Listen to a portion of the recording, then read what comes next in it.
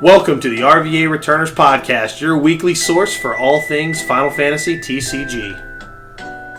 So, I don't know. I guess I'm kind of somber right now that we got an hour in, and then the power goes out, and then we got to start from scratch. Adam, Yeah. I don't blame you. I think I blame Steven on this one. That's what I like to do. Yeah. I assume I think. I assume what happened was Steven standing on my power line with a Snickers wrapper, Yep. and he Oh, just dropped he's it. In a thumping squeaky his chair. foot on your power line. That's what's happening. Yeah. Squeaking around in his squeaky ass chair, and then obviously the screw went loose. He fell over, nicked the cable, and that's what happened. It was very much a Final Destination scenario, but we are back once again for take 2 of the next episode of the RVA Returners Podcast. Guys, I'm your host, Chris Adams. With me, as always, Adam Lane. Adam, say hi to everybody. Hi, everybody. Yeah, for the second time. Yeah. And we got a special guest with us today. No stranger to the cast. No stranger doing casts himself. Newest member of the Returner team, but he's always been one at heart. And that's Curtis Kang. Curtis, say hi to everybody again. Hi, guys. It's such an honor, especially being on this cast with the legendary Adam Lane. I didn't sponsor Chucky no. Russ. I only sponsored Curtis Kang. Look, Chucky Russ. It's kind of like a Jekyll and Hyde situation. You get one, you get the other. It's a package deal for sure. I'm Two-Faced, man, and you're Batman. This is just something. When he flips his Chucky Russ coin, you never know what you're going to get. But glad to have you guys on. Well, Adam, you're always on. I'm just still kind of floored that we're taking this from the top again. But Steven, it's your fault. Glad to have you on, Curtis. Glad I know people miss you from the Turks podcast. But guys, we got a lot to talk about today. And we're just gonna dive right in. No half stepping, no side stepping, no pussyfooting, no cool dicking. We're just going right into it. It's the news.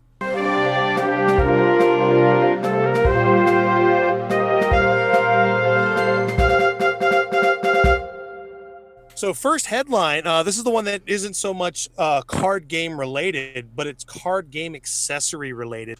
This past week, we just entered into a partnership, a sponsorship from Ultimate Guard.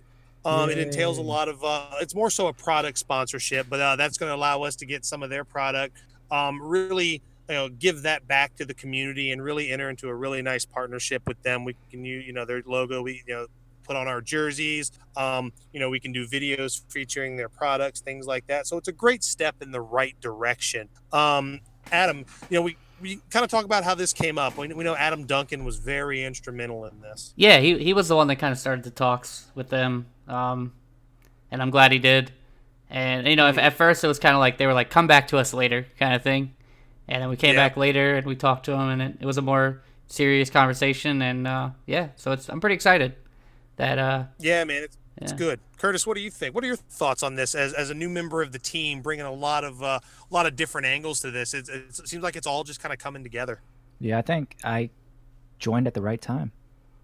Yeah, absolutely, you did. You and Chucky are along at the right time for sure. Oh, yeah, definitely. Next up will be the Ultimate Guard Chucky Russ body pillows. So wait for those.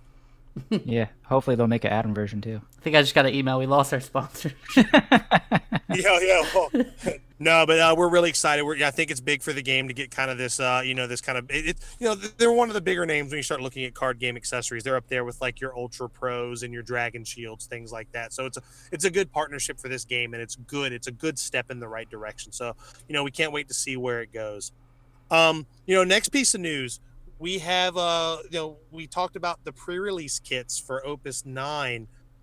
We've seen the pre-release promo, and we've seen the sleeves that come in the pack. The sleeves, really nice chocobo art. I'm really bummed that it's not Bobby Corwin, but you know what? We can't have our cake and eat it too, and that ship's done sailed. We didn't get a Bobby Corwin in this set, so we're probably not going to get one until, the next 9 Focus set comes out. We can only hope. But the promo, the Vincent pre-release promo, Adam, go ahead and read what that card does. I know he's a 3 CP7K. Go ahead and read his text to us. Yeah, so story time. He's a 3 CP7K, like you said. When he enters the field, you can put one backup you control into the break zone. When you do so, choose a dull forward and deal it 8,000 damage. So that's the first time that we've had a card that has an auto that triggers its own. It's like an auto that's triggered by only his auto. So it's kind of like, it's weird. Autoception. Yeah. Autoception. And then he has an S. For S, 1 Earth, 1 colorless, and Dull. Choose a backup, cost 3 or more, and break it.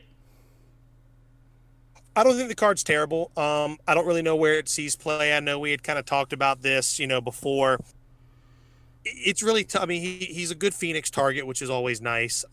He plays well, I think, in like Earth Ice lists because you're already, you're running Jesse, so he is, he is searchable from that. But Earth already has a lot of ways to kind of do what this card does already. So, I don't know. What do you guys think? I see it, but I also don't. I'm just not sure. It's not a bad card. I just don't know where it goes. Yeah, I mean, a lot of Final Fantasy's cards fall into that category, right? They're not terrible, but like, I don't really see where he's going to see much play. Like, he's not really going to see much play in a Final Fantasy VII list. He's not really going to see much play in a title list unless you want to go back to playing a bunch of Vincents, in which case he's okay. The breaking the backup thing is cute for, like, breaking anthems and such, but, if he was a red card, that ability would probably be more important. Yeah, I agree with that. The fact that the auto of breaking your own backup triggers the other auto creates a window for your opponent that's not good for you.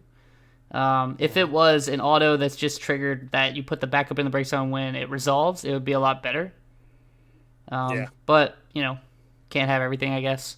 So Yeah, and kind of going back to what we said the first run through around, for this one, I don't think it's going to be good in any kind of like Fire Earth FF7 rush list like the ones we're seeing now.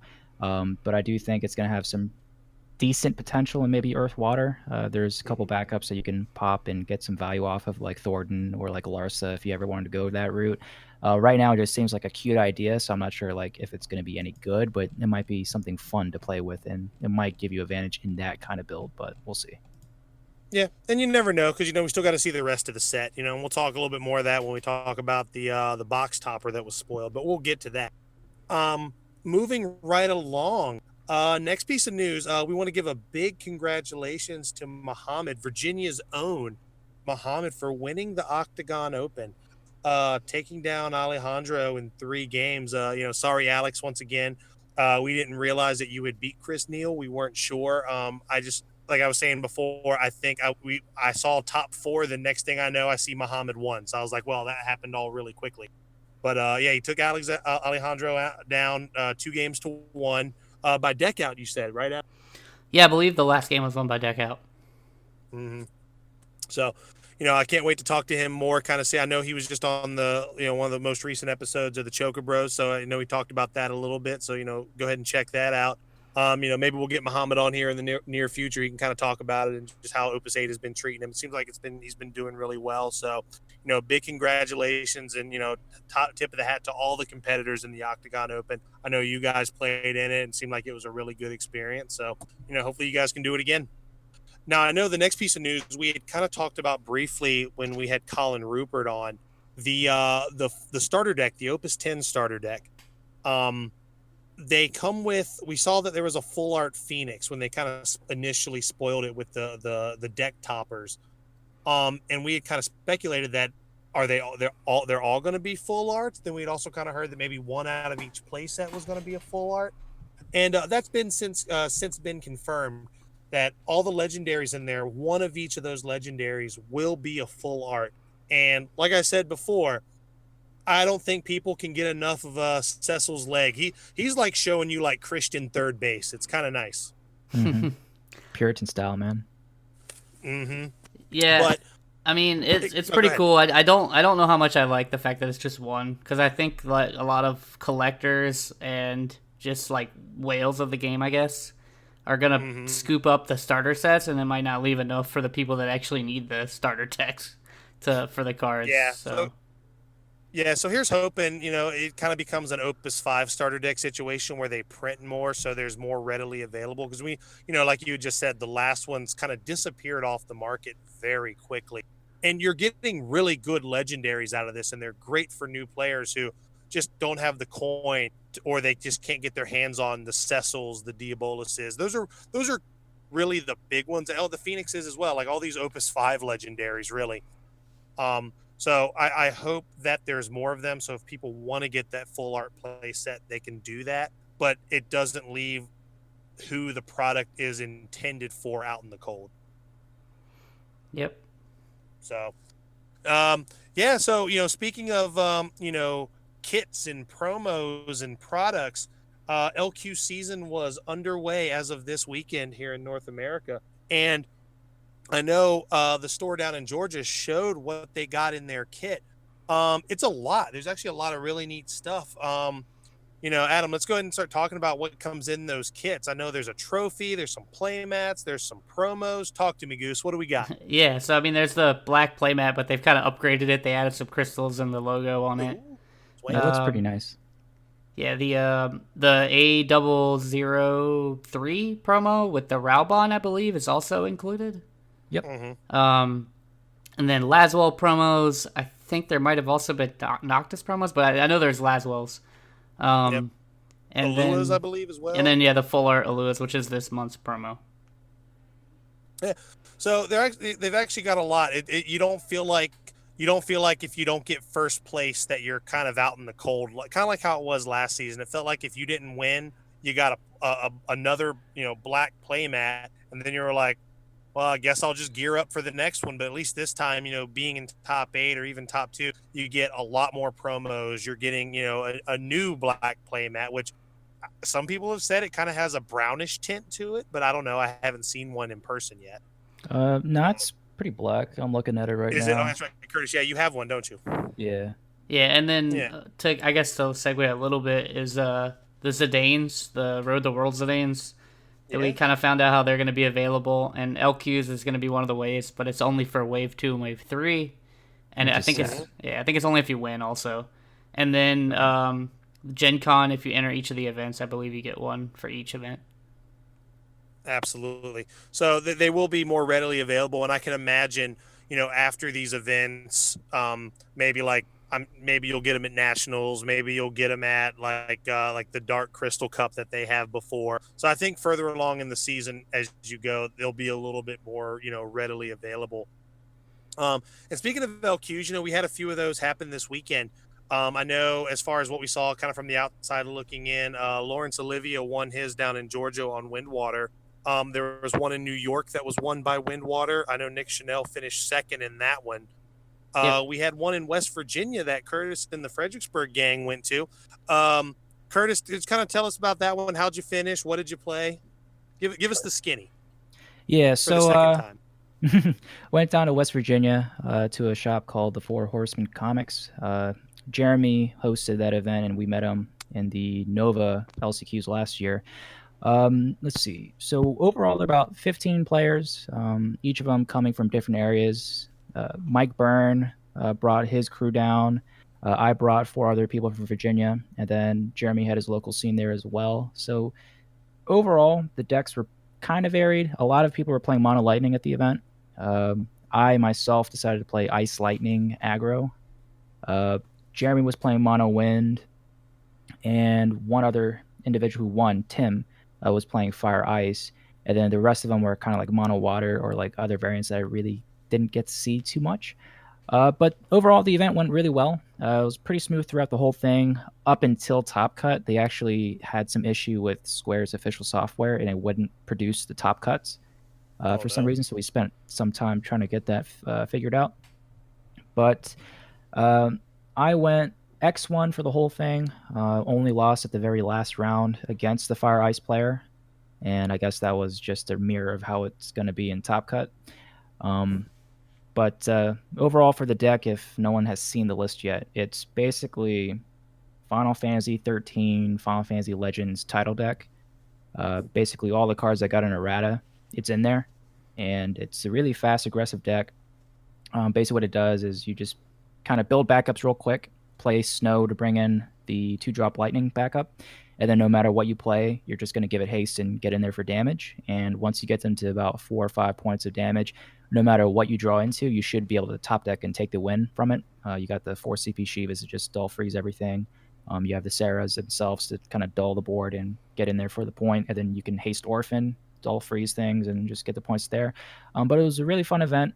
I feel like I performed very well, and I'll try my best next time. But also, another thing was for the LCQ kits, are they supposed to come with packs too? I don't know. I'm not sure. I don't know. Okay. Because I actually got like 16 packs for finishing second. That might have been the I'm not- store that provided that. Oh, if that was a store, then by all means go to West Virginia next time because they take care of you. Like $15 entry, and I got 16 or so pack, like basically half a box for finishing second. Well, But that's also pretty it's cool. kind of funny because throughout the tournament we kept on getting promos every round. I was like, wow, they have a lot of promos.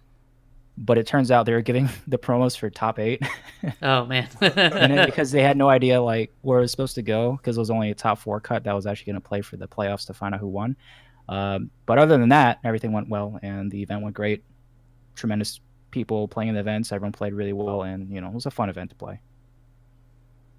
Well, that's good. And I know the next LQ coming up, or at least the next one coming up near us, is down at Game Theory towards the end of the month.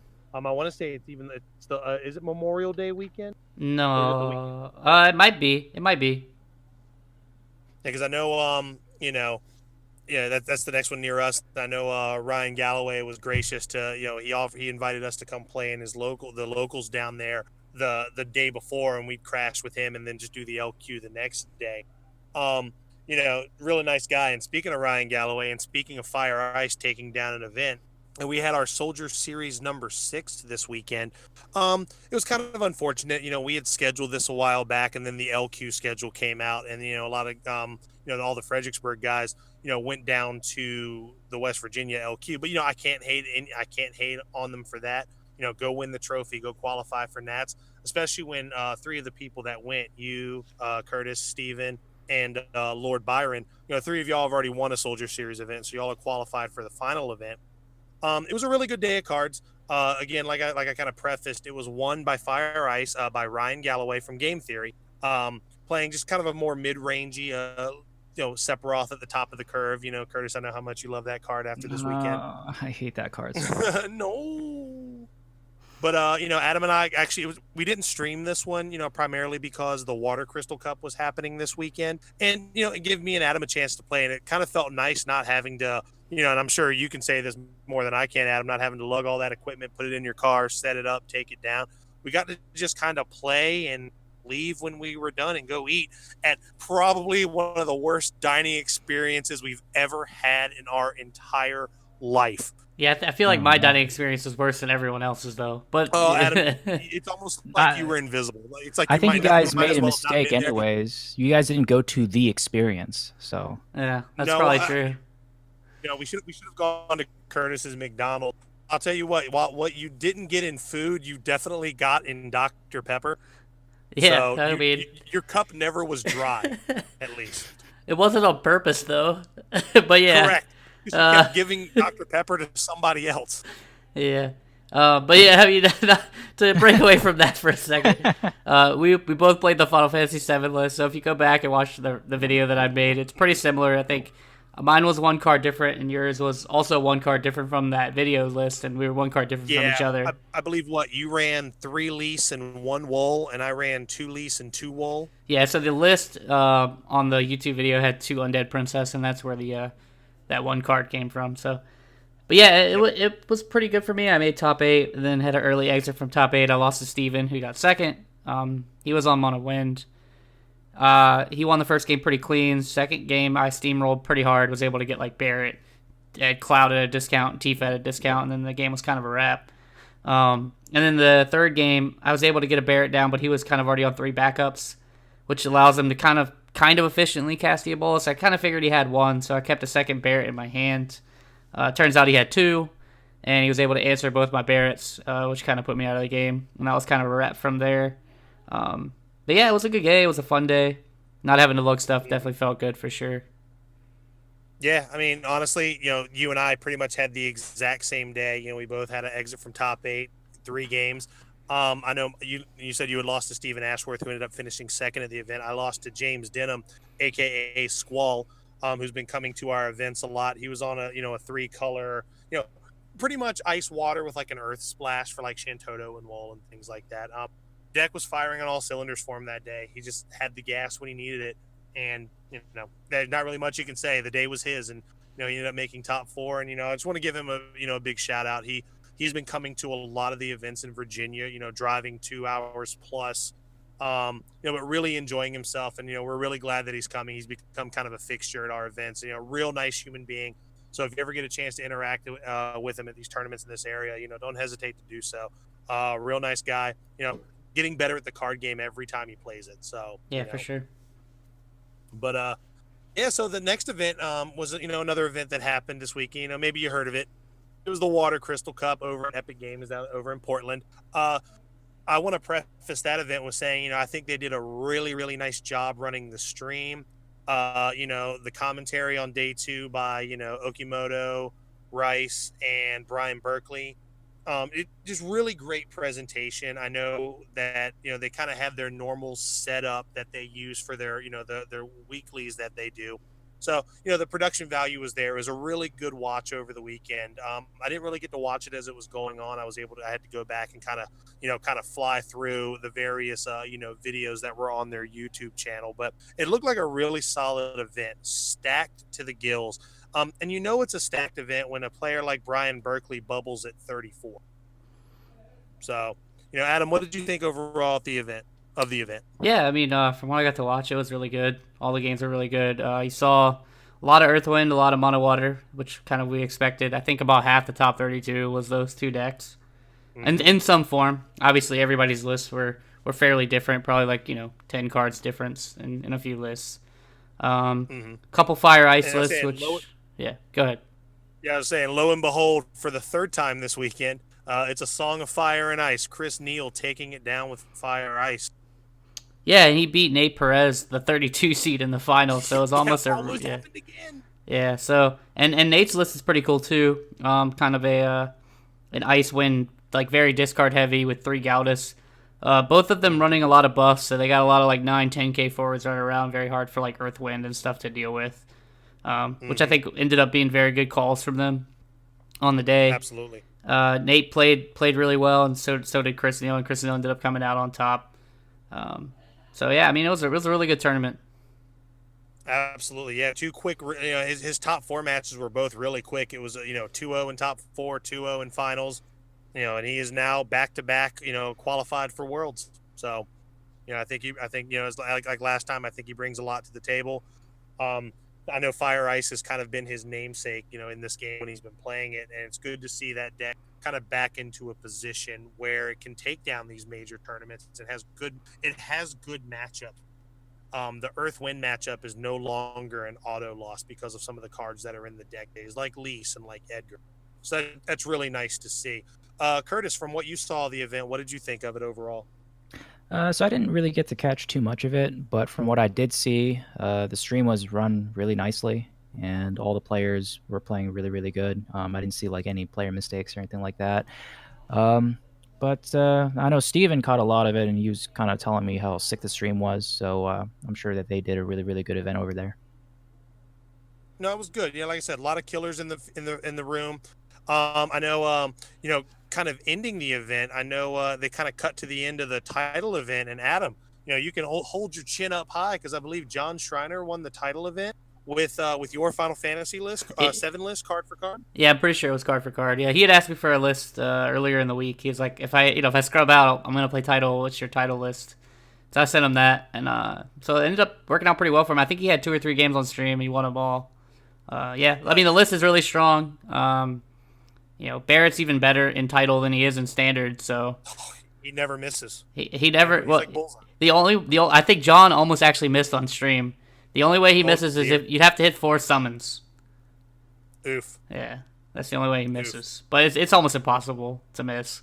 Exactly. Well, overall, it was a great event. Toronto is in less than a month, like 3 weeks. So, next week we're going to kind of talk about, what the expectations are, kind of the state of the meta. We'll dive more into that and kind of break down some of the top lists from this event and just kind of see what those look like moving forward. But there was one other thing that came out of this event. They showed the Buy-A-Box promo for Opus 9. Yep. Nail, I believe, is her name. That is her name. Yeah, she's from Final Fantasy 14. So, yeah, I'll just go into the card. So she's a 6 CP Fire Forward. She's a 9K.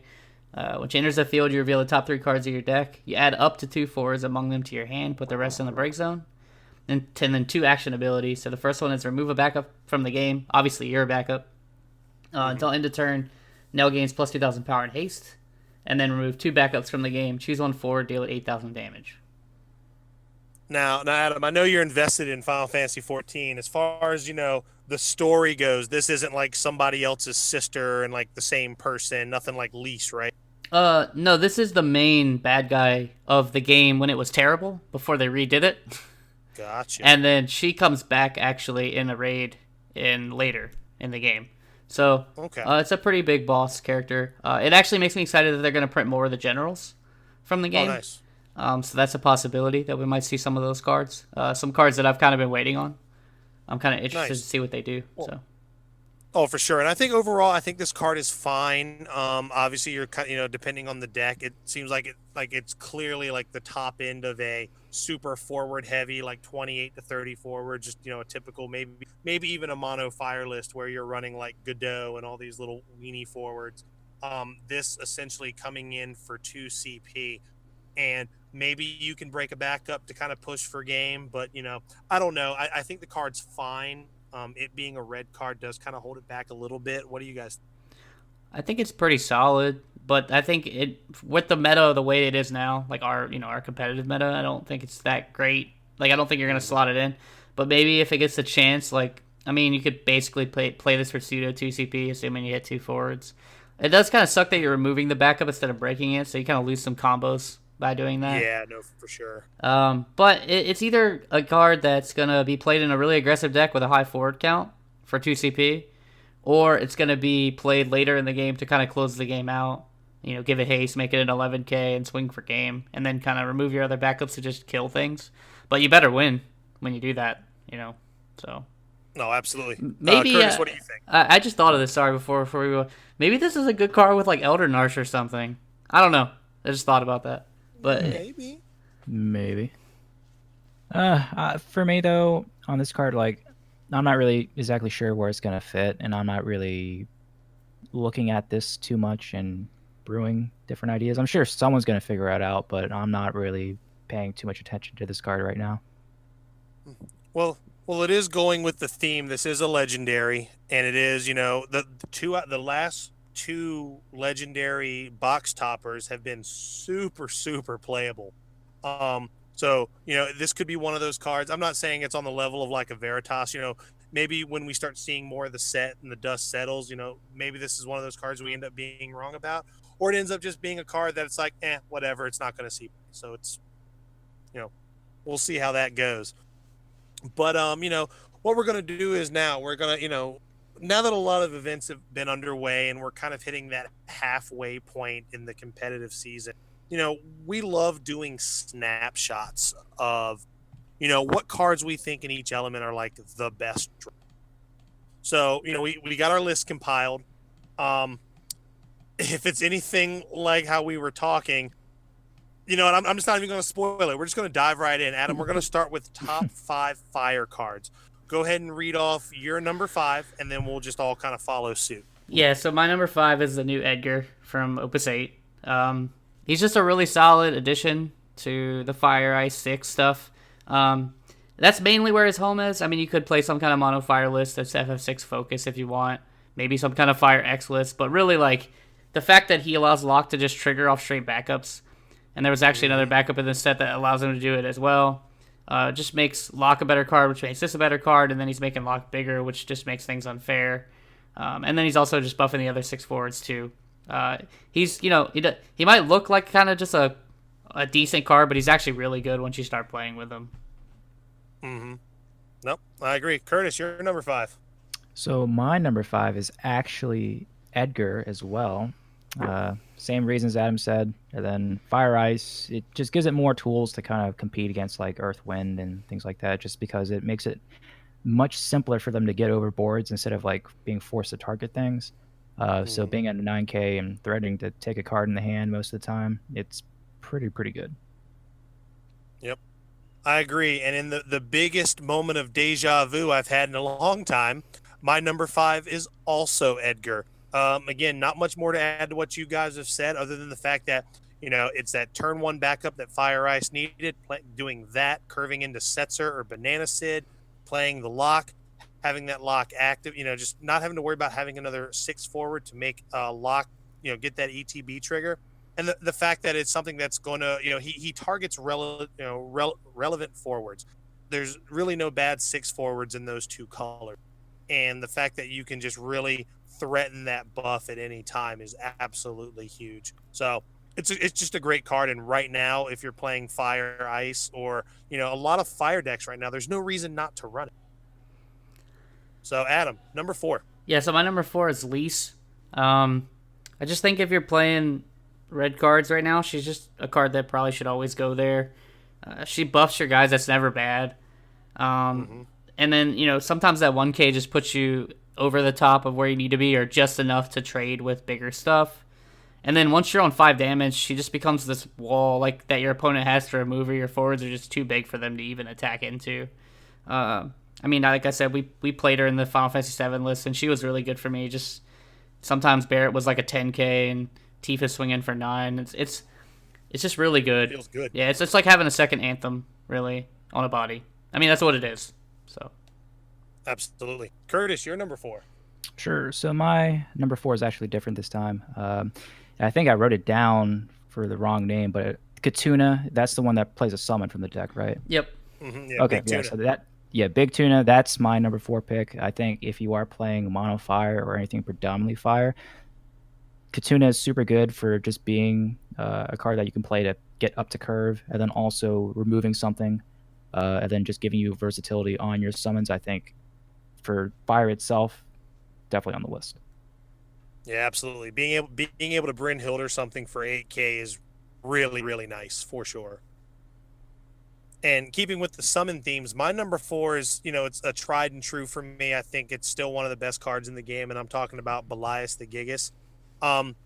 What else? What can you say about this card that's just not amazing? It replaces itself. It gives a forward brave. It gives it haste, first strike, and 1,000 power. It's probably one of the best combat tricks in the game, if not the best combat trick in the game. It does everything you want for so little, and it's a card you have to respect. When there's a forward that's slightly below what you have on board, you have to think that they have it if they're playing those colors. Otherwise, you could get blown up for it, and it's just a very scary card when you see that, especially when you know that a lot of decks are running 2 or maybe the full play set of it. So, this card will always be good. It will always be a top 5 fire card. This one and another summon that I'll talk about in a little bit. Yeah, so for me, Adam. mine's actually the same, just one higher, right? For basically all the reasons he said. It's got to be one of the best combat tricks. The only other summon that's even remotely close as a combat trick better than this is Diabolos, and if it's anywhere close to Diabolos, that's really good. So correct. The fact that it just gives you almost every keyword, and then 1,000 power, and then also draws you a card is pretty absurd. And if you're playing against, it's a burst. Yeah, and it's a burst. Yeah, it's a burst that draws you a card. So most of the time the burst isn't relevant. I have seen it where the 1K power and the first strike matter a lot, but most of the time it's not a big deal. But it's just really good and it replaces itself. So I think if you're seeing red cards, you have to fully expect that card most of the time. Absolutely. Curtis, how about your number 3? So my number 3 was Lise, and she's tremendous, and I think any fire build right now should be playing it, just because her giving the 1,000 anthem to all your forwards is super good, and then when you take 5 and she's giving 2 to everything, it's just really easy to win at that point. And if it's like a gridlock situation, eventually they're going to have to chump block, and they're just going to lose their forwards, and you're going to be fine. And also her S ability is actually pretty good too, so I think she's definitely number 3 on my list. Yeah, I agree. She wasn't quite in my top 5, but she's number 6. And hell, a week from now, she could easily be in my top 5. Because I think all the fire cards we're talking about here are all amazing. But my number 3 is actually the 7CP Phoenix. Again, I would imagine this card is higher on you guys' list. It's just an insane card. When you're not talking about Belias, this is the other fire summon that you're talking about, because it sees play in other decks. It has a ton of amazing relevant targets, and it just does a lot. Especially when you're talking about Fire Ice. You know, the fact that you can get locks back, you can get that lease back, which could be a blow up, especially if your opponent's at like 5 damage. Being able to get a light Zidane back, being able to get a VV, the list goes on as far as the cards that this thing back. So it just does a lot. And while it is pricey, it pays for itself just by some of the blowout turns that it have. So, Adam, you're number 2. Yeah, so my number 2 is the new Legend Cloud, the box topper. He's really nutty, right? Like you play him later, like mid and late game, basically for the most part. He's probably going to come down. He's going to kill something. Sometimes when he flips off the top of your deck, he's going to kill something. If you're playing a Final Fantasy VII list, he only costs 4 instead of 5.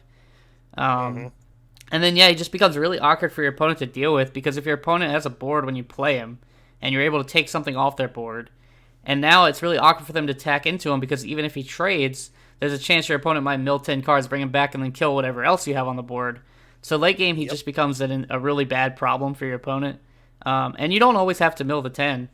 But, I mean, if you're going to win the game, like, you're always going to do that. So he's just a really, really high-powered card in those sections of the game, and I think you're going to see him for a long time going forward. Yep, I agree. Curtis, you're number 2. So my number 2 is actually Cloud as well. Same reasons Adam said. He's just a big beater. Late game, he's going to make the board really awkward for the opponent, and it's going to be really hard to get that last point of damage in if you're playing against fire and they got a Cloud on the board. So yeah, no, you guys hit the nail right on the head. My number 2, to keep things different. My number 2 is actually Meath. I know that's kind of an odd pick, especially when you're looking at the rest of these fire cards. But I think it's one of the most clean searchers in the game, and it does allow you to do a lot in archetypes that are splashing fire, especially if you're playing a lot of light costed forward. It's also a great way to kind of get lighter or dark cards out of your hand. It's a card that lets you get the card you need when. So I think this is a card that you're going to start seeing, because it kind of comes and goes, right? Like it's just a real clean searcher. A lot of decks you'll see with 1, maybe 2. Just because of you can start toolboxing your forwards. It allows you to search out some of those one-ofs you may be playing. So, I think it's a good fire card. And again, like I said before, any one of these cards that I've mentioned so far it's like the stock market, right? That it may be a 4 today, it could be a 2 tomorrow. You never know. Adam, number 1 on your top 5 fire cards. What do we got going on? Yeah, so I think it's pretty obvious, right? Like, I haven't said Phoenix yet, so Phoenix is obviously number 1. Of course. I think the reasons really is why it's number 1 over these other cards is Phoenix just sees play in decks that's the only fire card they run, which that should tell you the power level of the card. Sadly, it's probably the weakest in mono fire. It just doesn't have as many good targets outside of like VV and Lease. That's really it. There's a few other cheeky things you can do, but for the most part, those are the only 2. But like when you start Phoenixing in Zidanes and Y'shtolas and Locks and stuff, is when you really see that the card is stupid. And then the fact that you're also usually removing something while you're getting that forward back, and then the forward you're getting back probably has some relevant ETB that's also going to go along with the Phoenix, is when you just create these really ridiculous swiggy turns. So it kind of validates the fact that you just spent 7 on it.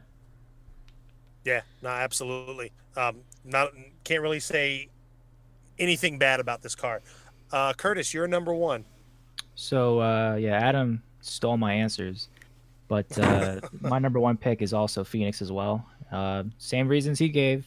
I guess great minds think alike. But basically, any deck that's not even playing Fire will play Phoenix. And I think Earthwind is the biggest testament to that. I mean, there's ways you can play it for free, and its power value is just so high, and you just get back so many good targets. And it's also really hard to stop, if you think about it too. Like, unlike other modal cards, by getting rid of one target, you stop the whole effect. You're still targeting something in the break zone, so either way, you're still going to get value out of it if they have some way to try to play around it, other than just canceling with Y'shtola. But other than that, it's really hard to get around, and it just gives you so much value.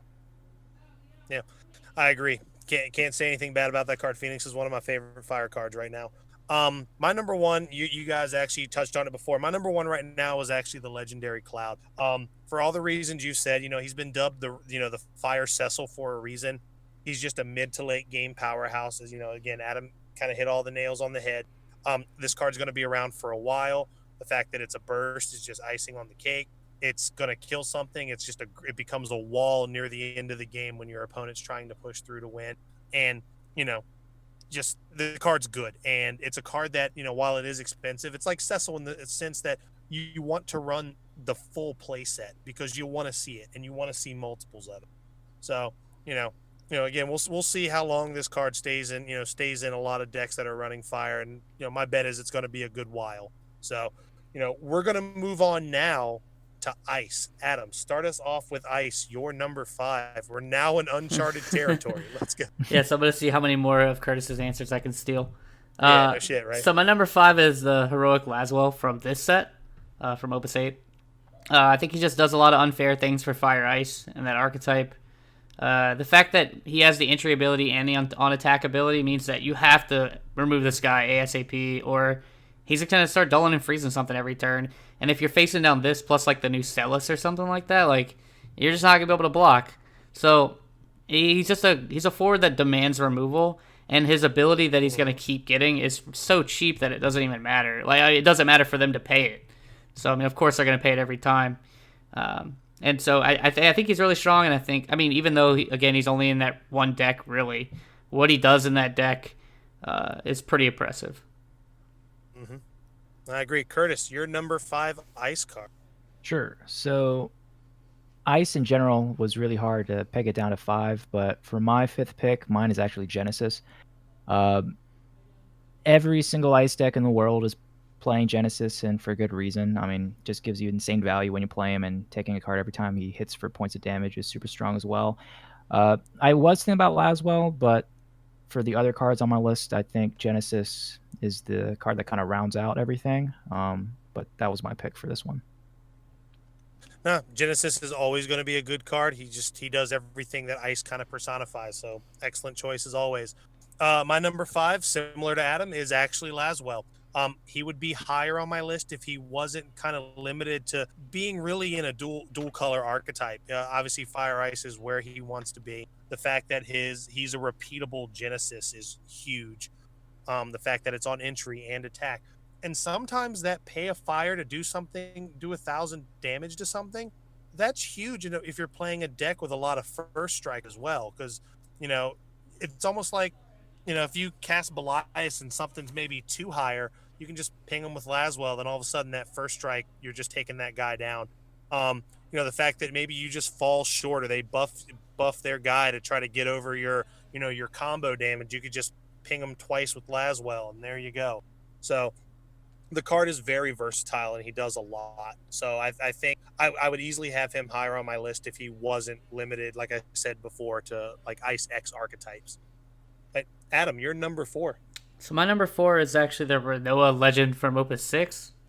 Again, she's seen less play than she was seeing like previous metas, but just being able to blink something is pretty nuts. Renoa Nidhogg's still a thing. You might not see it as much. Renoa Veritas is definitely a thing. She obviously thrives more in like the Ice Water variants, but I think you're starting to see her in other decks too. Look at like the Ice Wind list that Nate Perez just took to the second place. He was also playing that card as well to be able to blink some of his discard effects, and so sometimes that's good enough.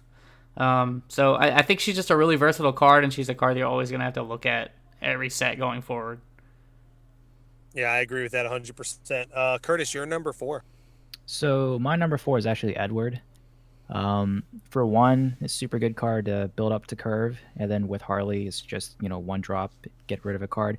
But the reason why I picked Edward being on the top 5 list is just because like Earth Ice is such a big archetype this format, and Edward, in my opinion, is probably one of the biggest reasons as to why it is. Being able to cancel a summon just makes that deck stay alive in situations that it just would not survive in. Especially with Ice, a lot of the good cards are like over 5 CP, and Diabolos will just destroy your game plan. Phoenix will destroy your game plan depending on when they play it. So having a card that lets you cancel those problematic things and let you get over those situations and allow you to continue your plan as Ice, where you're just building up advantage and making them get rid of cards, I think Edward is essential for that kind of game plan. No, absolutely. Edward is a absolutely fantastic card. My number 4 is actually Glacia. You're starting to see that card a lot more. Again, it does very relevant effects. The 7K is still, in certain matchups, that's still a sweet spot that you want to hit. The dull freeze is still relevant. The discard is still very relevant. A lot of decks, kind of touching back to the Earth Ice decks, they're not really running a lot of summons. They're running 2, maybe 3. And it's usually a play set of Glacia for a lot of those reasons, because it just kind of gets you over that hump. You just use that to move something out of the way, make them discard, and then you just use Silent Verse to protect your guys. So, I just think it's a good card, and I think just right now it's in a really good spot. Adam, your number 3. Yeah, just like a slight side tangent. Remember when we reviewed Opus 5 and I said Edward wasn't that good? Yeah, I was retarded, so just ignore that review. Dude, if you go back and watch our Opus 5 review, we're wrong on a lot of stuff. Like, we were talking about, Diabolos is okay. We said it was good, but we were like, it's not great. We were like, it's fine. I mean, I knew it was good, and same with Glacia. I think we also said that was good too. But Edward, I think I said was horrible, and I was like super wrong on that. So my number 3 is actually Genesis. Basically for all the reasons Curtis said, it's just a mainstay. Like it's a summon on a body that also makes you discard. So he has a continual effect and an entry effect, and I think that's really the mark of like a good forward. It's something that does something immediately. So even if you kill it, it already did its job. And if it continues to do something, it's something that also demands removal. So Genesis kind of covers both. And then when you're running these decks, like again with Nate was running, when your Genesis is a 9K, I mean that's pretty hard to deal with. Not much more than that. 9K Genesis is pretty unfair. Not much more to say than that. I mean, he's just really good. Yeah, and Adam, I'm fairly certain our top 3 is exactly the same.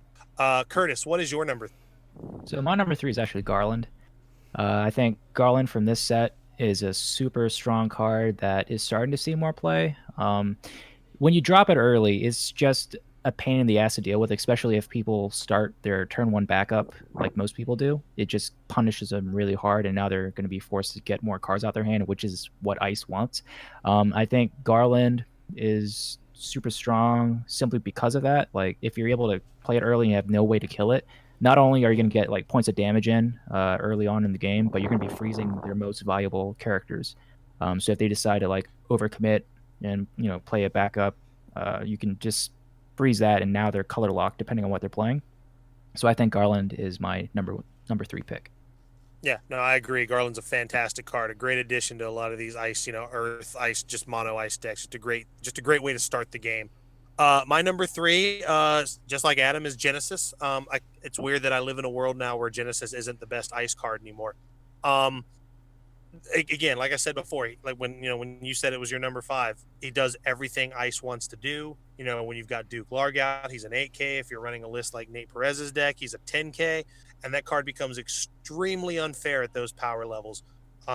He's a threat. He's going to come in, clear something out of the way. He could just win you a game on the spot. And the fact that he's just continual resource denial is huge too. We've been talking about this card in that same light since Opus 3, and I don't think that's ever going to change. So, Adam, your number 2. Yeah, so keeping the theme of stealing people's answers, my number 2 is Locke. Our top is definitely the same. Yeah, so, I mean, he got a huge boost in this set. I already thought he was kind of already the best 6 card for the longest time anyways. The 6 kind of package kind of went down, and then now it's coming back up again. Being able to discard on entry very, very easily now is super strong. And then also the fact that like now he's in decks also where you're going to give him haste, so the potential to very early make your opponent discard 2 cards in the same turn and hit him for a point of damage, and now you have a 7K out is pretty impressive.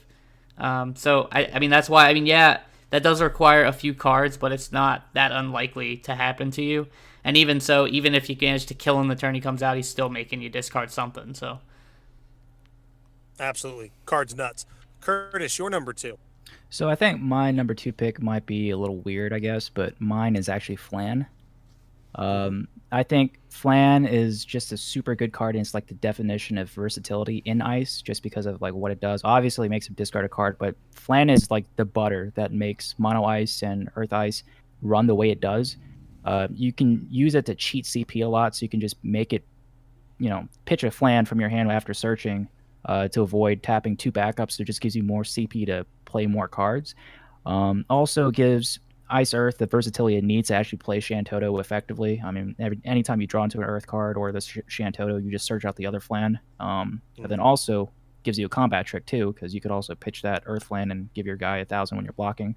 I just think Flan is super good for Ice as a whole archetype, and that's what's been kind of letting it, go over the hump in the meta. Just by getting more versatile options, allowing you to pitch cards out the hand afterwards. So if you've already set up all 3 Flans, and now you're threatening 3 cards out the hand. So I just think that Flan is probably one of the best ice cards in the game. Yeah, I agree. It's just it's fast CP and then resource denial. Cards are great. Cards are absolutely great. My number 2, keeping on theme, it's Locke. I have often said, not just me, but other people have even said, Locke he's not only the best ice legend in Opus 8, he's probably the best legend in Opus 8. Again, all it took was these 2 new backups coming out to just make Locke this consistent turn 3, discard at least 1, maybe 2, if your opponent's playing a grindier game, which right now the games are, for the most part, slower. Locke is in the best position he's ever been in, and he looks alive and healthy, which is music to my ears. So, Adam, and before we get to the number 1s, I might be wrong, but I almost feel like all of our number 1s are exactly the same. I think so too. Yeah, so we could just all talk at once if you want. So Sephiroth is my number 1. Yeah. Sephiroth. Yep. Yeah. I hate that card so much. Yeah, so I'll just touch on a couple of points that y'all can talk about it. I mean, discarding 2 on entry is really dumb. The fact that you have to think about discarding 2 cards and then he might just special you to make you discard 4 on the same turn, also dumb. And then not only does he have those 2 things, he has a 3rd line of text that makes you not want to play Hellbent versus him, because if you do, he's going to dull and freeze for free every time he swings. So. Yep. Yeah, exactly. Card's absolutely stupid. He does a lot, and you would think him costing 7's a way to balance that out. No, not at all. Yeah. No, he does a lot. It's so demoralizing. Like when you start your turn, and then you have 0 like they make you discard 4, and then you draw your 2, and then you look at their hand, they have 4 cards in their hand still. You're like, how the hell do you still have that many cards? And then you look at the board, they got Flans there too. It's like, oh, okay. So even if I choose to hold on to these cards, you're telling me you're just gonna make me discard it again? Okay, seems fair. Well, and not only that, when you're playing him in a deck with Locke in it, you feel terrible when Locke comes down, makes you strip a card. Then the next turn, here comes Sephiroth. Like it's extremely demoralizing. The card is just nuts, absolutely nuts. And I think if you're playing Baby Blues, you need to be playing 3 Sephiroth. I just that's how strongly I feel about that. So, all right, Adam, what element is next? I believe we're moving on to Wind. Yeah, Wind is next. So, Wind was pretty easy for me, except for the number 5 spot. It was kind of tricky. There's a couple things I could put here. I don't have Cactuar on my list. I'll just say that now. So my number 5 is the heroic Riku. I think she's in a really good spot right now. God damn it. I'm sorry, Curtis. Is that your number 5 too, Curtis? I'll let Curtis talk about it so that I don't steal his points. Well, because it's also my number 5. Christ. Really? Oh, man. Jeez. Okay. But anyways, I'm assuming Adam's going to say this. Riku is just super good. Wins you a lot of matchups that you shouldn't win, because as long as you can stay alive, you just make him mill, and then you're just going to make him deck out. Also, obviously good in Wind Water. And just versatile and just lets you win a lot of matches that you shouldn't. Yeah, and Mug is a very relevant S. Yeah, it makes the extra copies of Riku better. And then on top of that, she's a part of the YRP engine too, which also helps her out. But she's starting to see play outside of that now just because of how long and grindy games are. So mill is a factor. And then anytime you try to set up any kind of shenanigans on top of your deck, like she's just going to be like, nah. So... Yep. Especially, she's great in a meta where Layla Viking are now super prevalent again. Yep. And speaking of that, actually, so my number 4 is Valifor. So Valifor kills those 4s that you just said. The only reason Valifor is this low for me, because I think the summon itself is nuts, is that you can only play it with Yuna and Riku. So really, that kind of drives you into basically one archetype. You could argue that there's other, YRP decks that are pretty decent, but I mean, Wind Water is kind of where it's at. But when this card works, it's really dumb. Lets you do, if you have double Valifor turns, usually just win off of them. It's really stupid. Yeah, I mean, not much more to be said. And it's a burst on top of that, too. Oh, absolutely. Again, just like Riku and with Layla and Viking being a thing, this card is definitely important. Curtis, you're number 4. Yeah. So my number 4 is Norstalin, the backup in this new set that lets you search for any FFCC card backup. Uh, for one, in Mono Wind, it's just super good. I think pretty much the whole backup line in Mono Wind right now is pretty much Crystal Chronicles. And even for other colors, like I think we're starting to see the versatility it has for other color combinations too, because I'm sure Perez played this card being able to search the Gold booster, which Chu Chaspel, right? Yep. Yeah. Yep. So you're able to search that card, and if you want to start experimenting and putting wind with other colors like maybe fire, you can search out Meath as well. So there's just so much options that this card brings to the table, and once the game starts to get more cards in, this card's just going to get better. And even right now in this format, as it stands, Nordstallen's just super good in win period, just because it gives you so much cards to build your backup line for it, and you'll never be starved for options to play on like turn 1 or turn 2. Yep, I agree with that 100%. My number 4 is actually Chelinka.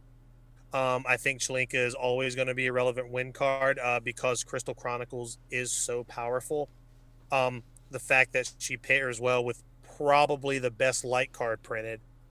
She does a lot of the the pingy area of effect damage that Wind likes to do. And the fact that base by herself, she's a 3 CP that's trading up with 8, which is very, very important. And the fact that she enables I'll handle him to be better. I think this card is just very casual, just a really, really it's a staple. It's a staple card that if you're playing green cards, there, unless you're like when I say green cards, I mean, you're playing the Crystal Chronicles package. There are some builds of Earth Wind that run the Crystal Chronicles package, and she is a cornerstone of that. So I don't think that we're going to see a time where if you're playing Mono Wind, Wind Water, some variations of Wind Earth, that you're not going to be running 3 of this. So, Adam, you're number 3. I'm gonna assume that our top 3 are the same. They might not be in the same order, but my number 3 is just Stola.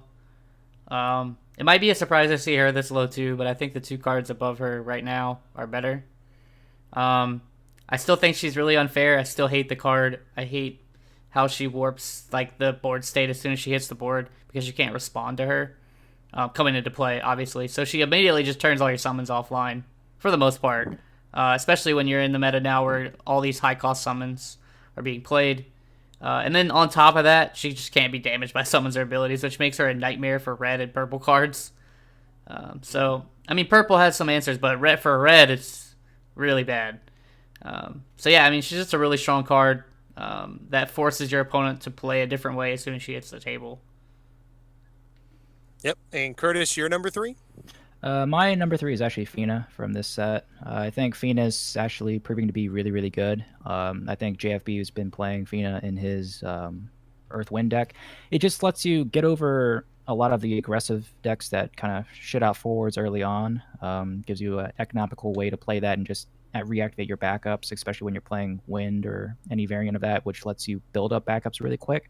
Also, she's really big as a forward. I believe she's 9K, right? So Yep. she's able to block pretty well, be aggressive with her too. And the added caveat of being able to do both 5K and activate your stuff, I think makes her super, super strong. And she's my 3rd pick. Yeah, no, I agree with that. I think she's slowly but surely becoming one that you're going to start seeing full play sets of in decks. And to kind of piggyback off of what Adam said, I'm pretty sure our last few cards are all going to be similar because even if they're not in the same order, they all have one thing in common. They all kind of shape how your opponent or they can alter how your opponent's future turns go, or the turn that they're in. Like my number 3 right now is actually the 3 CP Heroic Zidane. It's such a, as Adam Duncan put it when he was talking about Thoughtseizes, it's just such a knuckle dragger card. Like you play it, you look at your opponent's hand, you're just like, that one.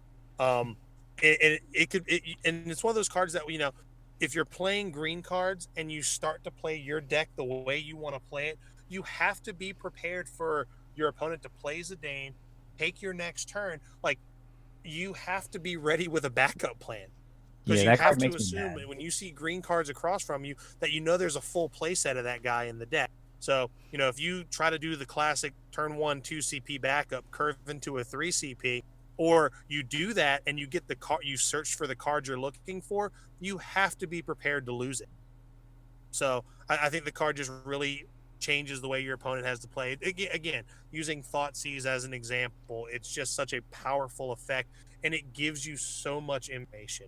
It's just huge. Adam, your number 2. Yeah, so my number 2 is the Dane. The same one. Um, Again, I think the fact that he can take backups is probably the most unfair thing, because Yeah. the fact that he's gonna almost dictate your next turn unless you get lucky with a top deck. Like if you try to go turn 1 2 CP and your opponent's on the play and they play Zidane on their second turn before your second turn, and they steal your 3 CP like you were talking about, that exact play, like that's just a ball buster. Like that, if you don't draw properly going into your next turn and that was your only like viable option, like it's bad. And in a game like Final Fantasy where taking a turn off in this game feels horrible, and Exactly. because the Dane can almost force you into that position, it doesn't feel good. And then on top of that, when you try to start playing cards down to like so that he can't steal them, and then he comes down at a 7K, it just makes him even more annoying to deal with. Yeah. No, I agree with that. I agree with that 100%. Curtis, your number 2. Yeah, so my number 2 pick is Y'shtola. I think this card is just super, super annoying, and if there was like, any kind of limited format or something they introduce, I think Y'shtola would be number 1 of those cards that should be limited to 1. Being able to cancel summon, super good, and like Adam said before, like a lot of the really good summons that can just win the game are pretty expensive, and if you can cast it, it'll win you the game, but if it gets canceled for free, you're going to lose the game. And Y'shtola just facilitates that. And the fact that she can't be damaged by abilities or summons is also super annoying, so you're forced to kill her through just like combat, which any sane player is not going to allow that to happen. I think Y'shtola is just super strong and probably, well, in my opinion, second best win card in the game. Yeah, no, I agree with that. My number 2 is also Y'shtola. For all the reasons you and Adam have said, it's another card that really just changes the pace of the game and changes how your opponent plays. And if you're a smart player, you're always going to be able to read the board state and be like, oh, they're clearly setting up for a Shantoto, or they're setting up for this big Phoenix play or a big Diabolos play, or I can smell the Agito into Raiden or something like that. And you're just like, now I'm going to play this Y'shtola and really make you have to change, what you're trying to do. And again, it just kind of piggybacks off that information you've gathered off your 1, your 2, maybe even your 3rd Zidane at this point. Just these cards just really flow very well together. And with that being said, am I wrong that we all have the same number 1 yet again? Yeah, I'd be surprised if we didn't. Diabolos. Yeah. I thought Vada was the best card. Vada is good. No, it's. I thought it was we 5 all, CP we all Devout. think it's Diabolos? 5 CP Devout, the Opus 1. Yeah, Oh. I mean, like, what other card allows you to play something for free like that? Like, Oh my god! you pay 5 CP to play Devout, and then you bring out like I don't even know what it does because I think it puts a 2 CP forward into play.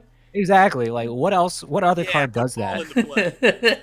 Yeah. So, but yeah, no, I mean, I think we're pretty unanimous. It's Diabolos. Yeah, I mean, it just does too much, right? I mean, it could be a double combat trick sometimes. Like you can break a 5 CP, put something to 1. A lot of times it's just a free combat trick or a free break on a 5 CP or greater. Like it's just dumb. Yeah, and it just hoses those opponents that are like, we'll go ahead and just dole all your backups and dole all your stuff. You're just like, nope, I'll just ready everything that I own. Yep. So like the card just does so much. There's no bad combination. I think you guys can agree with me.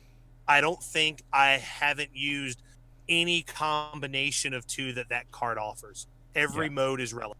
Yep. Curtis, anything you want to add on that one? No, I don't think so, man. Other than 5 CP Devout, nothing really. I want to give a shout out to 5 CP Devout for being the best win card ever printed. Exactly, man. There it is. All right, Adam, I guess we are now on to Earth, or is it water? It's Earth. Earth is next. All right, well, just lead us off, man. Bring us to your number 5. So I kind of had trouble with this one a little bit, I did too. especially with the Same. number 5 spot. I have Shantoto here, and I have Shantoto here by default. I was trying to think of things to put over her because I feel like she's not in such a she's still a good card. She's board wipe, but like there are just other things that, and she's starting to be relegated to basically a one of now at this point, just because of how searchable she is as well. I mean, yeah, she's a board wipe. She removes everything from the game, and she gives you access to rainbow colors. So, obviously, very good. Absolutely. Curtis, you're number 5. So my number 5, it was a split between Star Sibyl and Agito, but I think I'm gonna go with just Agito. Agito is one of those cards that, in my opinion, hasn't been fully utilized just yet. I mean, it's starting to get more play, especially in like Earth Wind. Being able to cast like a Diabolus for free and then reactivating everything right after is super strong. Being able to play Agito and playing like a Raiden or a Phoenix or like even Arc for free is just dumb. In a lot of the decks that I play as well, like when you're playing like off the walls kind of things or like multicolor decks, you want like versatility, and this card just gives you so much versatility. Like not only can you play the summons for free, but you can also make Agito like only costs like basically 1 CP depending on how you pay for it. And you can get back 2 summons, and depending on what those summons are, you can just win the game flat out from there. Like if you're playing against something that needs to build up backups and you've already been blasting with Hekkas and getting rid of their 3 CPs, playing Agito, getting both of them back, and then just doing it all over again, like there's so many options, and I think this card is super strong.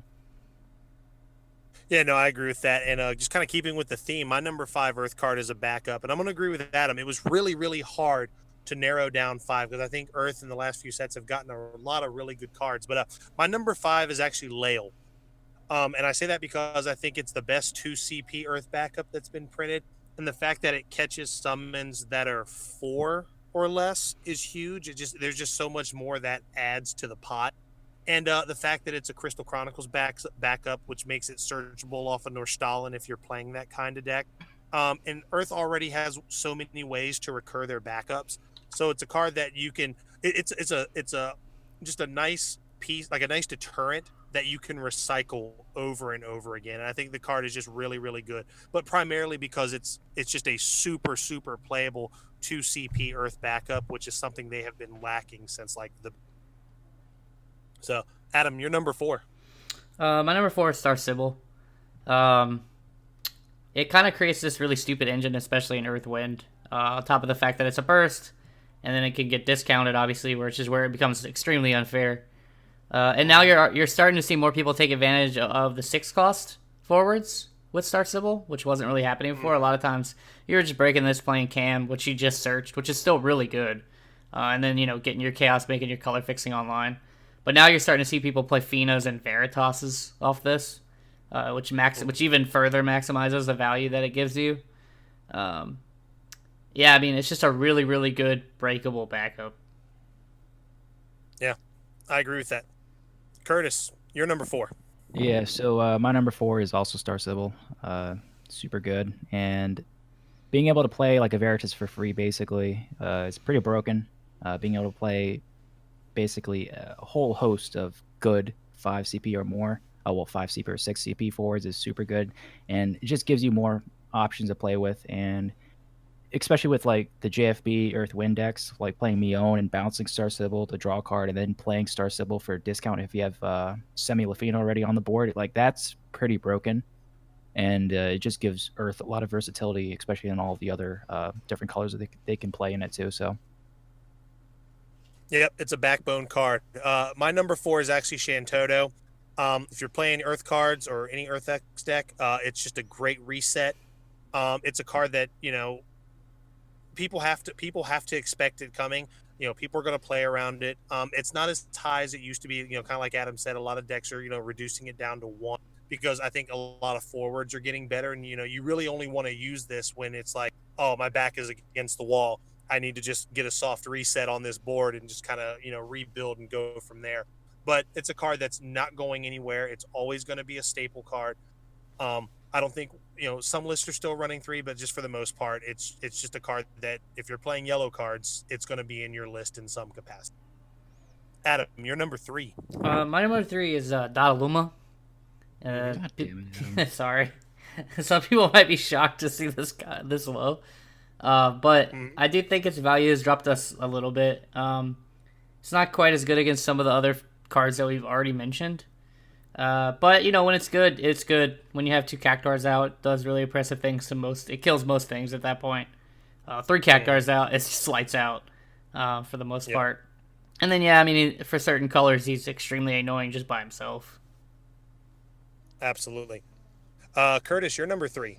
Yeah, so it's also Dataluma. And for the same reasons Adam said, and sure, like you might associate Dataluma with simply like Earth Wind, just because of the Cactars, but I think that's only because Cactars is the most easiest way to get his effect to go off. Even if Cactar was like never printed, Dataluma would still be a super good card, and you'll still see it in at least a one of in like any deck that really plays Earth. I mean, when you play it, it's on curve for one, super strong, but whenever it's targeted, obviously you get that 4K ping. So it's going to be able to trade with anything that it hits, in the vacuum like that. It's always going to be trading up to like anything 12K and above. Well, 12K or less. You should be able to take care of no problem with Dataluma. And even without wind, there are other ways to proc its effect. Like, there's Pelennor and Earth. Fire has ways to ping it too. And then also Earth Ice has ways to do it with Terra. So I just think Dataluma is just a super strong card for Earth, and it's probably been one of the biggest reasons that Earth has been in the meta for so long. I can agree with that. He's actually not in my top 5 at all. He was my number 6. My number 3, you guys have both mentioned it. It's Star Sybil. Again, just because Star Sybil is the backbone of that just amazing Final Fantasy 11 just package. It just does so much. The fact that you can play it for 3 off a semi is almost unfair. It's a burst. It lets you put 6 drops or less into play for just breaking it. It's recyclable. It's everything you want to back up. So I can't say anything that you guys have already said is absolutely true, and I can't really add much more to it than that.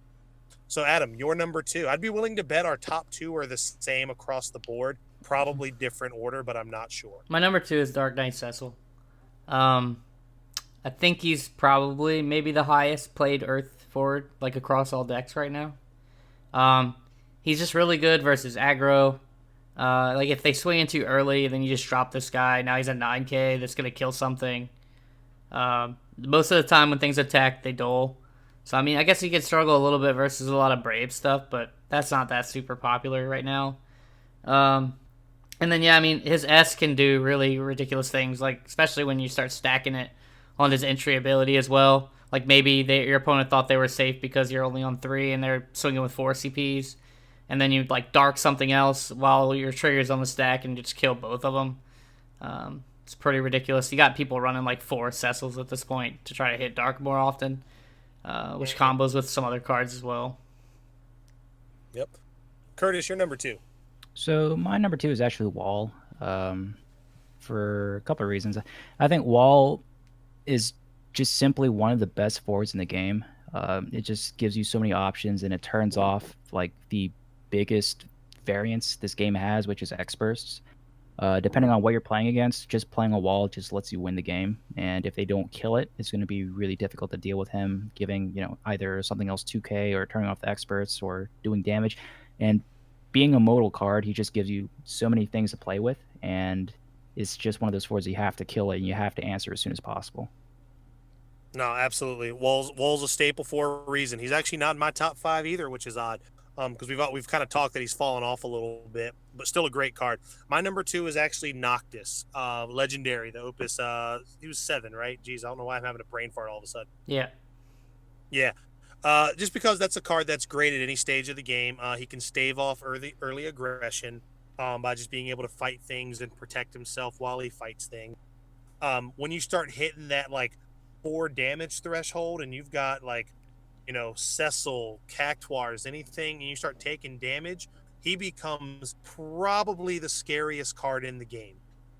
And the fact that he's a burst, there's nothing feels better than flipping him on damage 6 with that burst, especially if you have one on the board already. It is lights out.